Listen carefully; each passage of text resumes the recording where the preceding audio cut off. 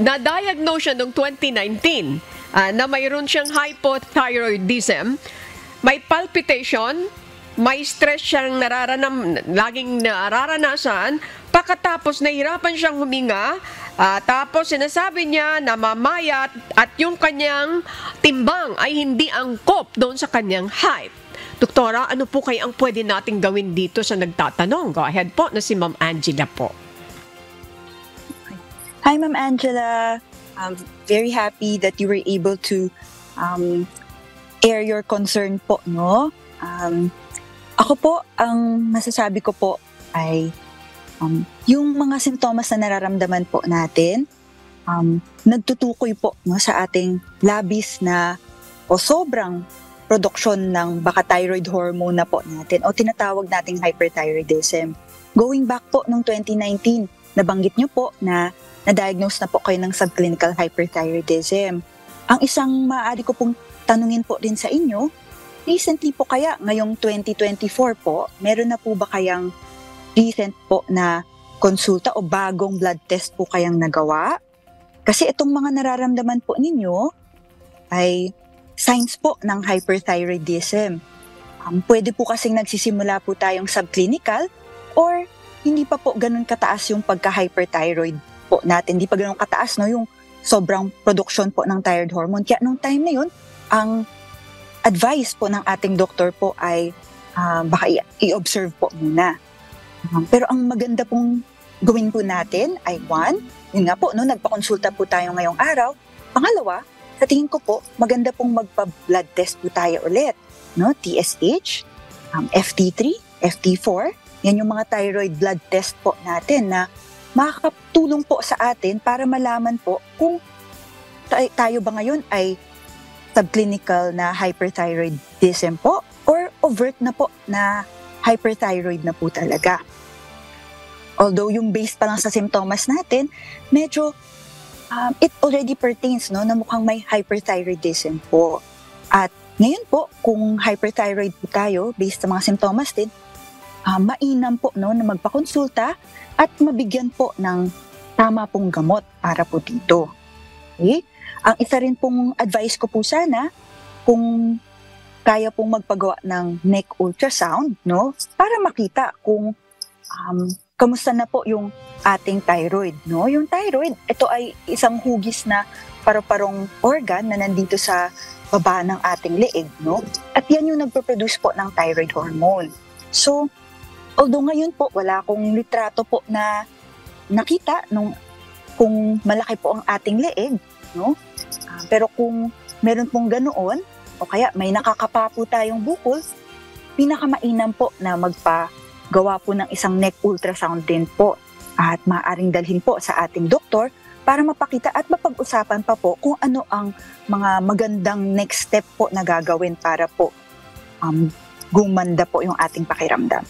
Okay. Manuel, with your permission, thank you, Ma'am Annie. Mayroon akong tatanong kay doktora. Kanina sabi niyo po, para matest ng maayos yung kanyang hyperthyroidism, kailangan ng blood test. Pakiulit niyo nga po, anong klase po yun? Mayroon kayong ano ba yung binanggit niyo? FT4? Opo. Opo, doktora? Yeah, you're right po, Ma'am Annie. So, we do have one, TSH po, yun yung thyroid stimulating hormone. Yun yung nagko-control dun sa ating mga thyroid hormones po. Yun yung FT3, yung free thyroid hormone po. At yung FT4 po, yung free thyroid hormone 4 po. So, tatlo po yun, no? Kasi kung hyperthyroid po, yun yung tatlong nire-request po natin. TSH, FT3, FT4 po. And then plus the neck ultrasound, kung neck may para malaman kung may bukol dito. What kung ang bukol dito sa may gilid? Hindi po 'yon. Sa may paanan ng tainga, hindi po 'yon. Iba naman 'yon. Baka iba po. Pero maaari po nila ring sabihin po doon sa gumagawa po para siguro kung kaya pong mahagip din po, masilip na rin po. Total, ultrasound of the neck naman po, no, kung dito naman po sa baba.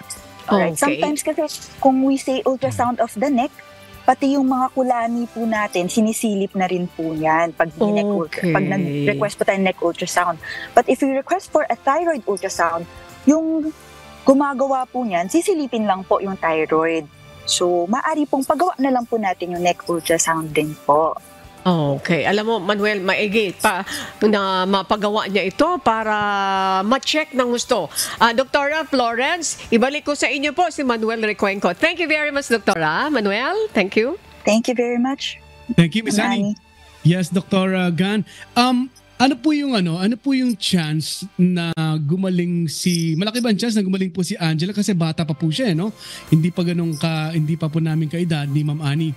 So medyo bata po pa talaga si Angela. Pero ano po yung chance na yon? At ano po yung advice po ninyo para kay Angela at habang siya po ay nasa bahay at bago po niya gawin or habang pinaplano niya na gawin ng pagpapa-check up or paghingi po ng mga laboratories na sinabi niyo, Dr. Gan?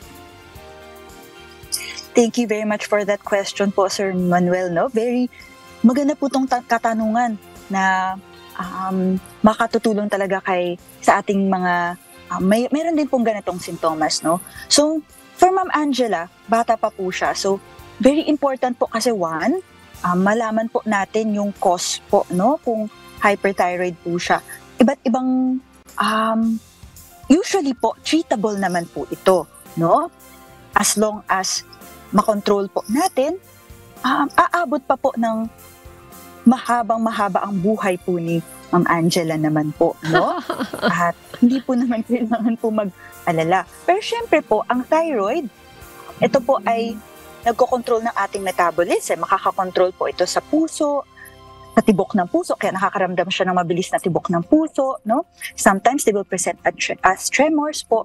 So, if meron pong mga thyroid problems po tayo na naapektuhan po yung puso, no? So yan yung ayaw po natin na mangyari po, no? Na maapektuhan yung puso po natin. So, syempre pag naapektuhan ng ibang mga parts ng ibang organs, mas kailangan po silang pantayan at alagaan, no? So bago po dumating po yan, maganda pong maaga pa pong magpakonsulta na at magamot po, no?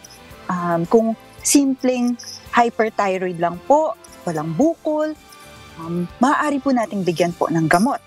At kung mayroon din pong pwede tayong i-offer, no, yung definitive treatment o yung kung hindi na po talaga babalik, yung iba po sa after a while po, pag normal na po yung thyroid function po nila, we offer po radioactive iodine therapy or surgical removal po ng thyroid. No? So, I'm sure, basta magpakonsulta lang po siya, magamot po natin yan, mahaba pa po ang buhay po ni Ma'am Angela.